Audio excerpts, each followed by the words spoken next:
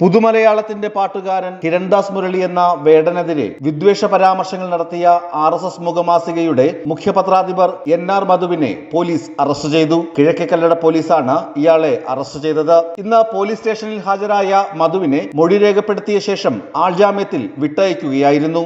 Wrapper വേടനെ നാലമ്പലങ്ങളിൽ പ്രവേശിപ്പിക്കരുത് എന്നായിരുന്നു NR മധുവിന്റെ മുഖ്യ പരാമർശം. വേടനെതിരെ ആഞ്ഞടിച്ച മധുവിനെതിരെ കേരളമെങ്ങും പ്രതിഷേധം അലയടിച്ചിരുന്നു. CPIM കിഴക്കേക്കല്ലട ലോക്കൽ സെക്രട്ടറി വേലായുധന്റെ പരാതിയിലാണ് മധുവിനെ പോലീസ് അറസ്റ്റ് ചെയ്തത്. വേടന്റെ പാട്ടുകൾ ജാതി ഭീകരവാദം പ്രചരിപ്പിക്കുന്നുവെന്നായിരുന്നു മധുവിന്റെ മറ്റൊരു ആരോപണം. വേടന്റെ പിന്നിൽ രാജ്യത്തെ വിഘടനവാദികളാണെന്നും വളർന്നുവരുന്ന തലമുറയുടെ മനസ്സിലേക്ക് വിഷം കുത്തിവെക്കുന്ന കലാ ആഭാസമായി അരങ്ങ് വാഴുകയാണെന്നും മധു ആരോപിച്ചിരുന്നു. വേടന് പിന്നിൽ ശക്തമായ സ്പോൺസർ ശക്തികളുണ്ടെന്നും മധു പറഞ്ഞിരുന്നു. ഇതൊക്കെയാണ് CPIM ചോദ്യം ചെയ്തത്.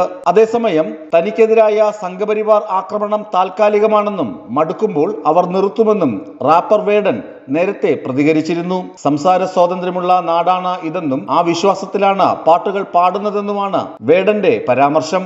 വേടന്റെ പരാമർശം ശ്രദ്ധേയമാകുന്നത് ഇങ്ങനെയാണ്: ഇതെല്ലാം കുറച്ചു കാലത്തേക്ക് ഉണ്ടാകൂ, അവർക്ക് മടുക്കുമ്പോൾ അവര് പൊക്കോളും, നമ്മളെന്തായാലും ജോലി നിർത്താനൊന്നും പോണില്ല.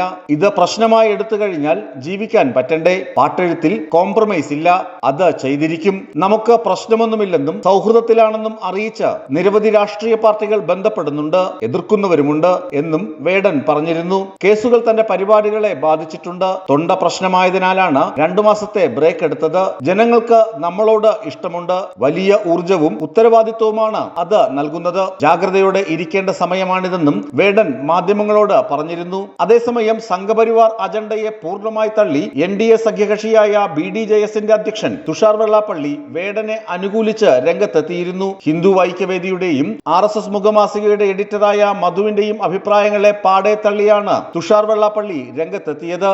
ന്യൂസ് ഡെസ്ക് വിസ്മയ ന്യൂസ്.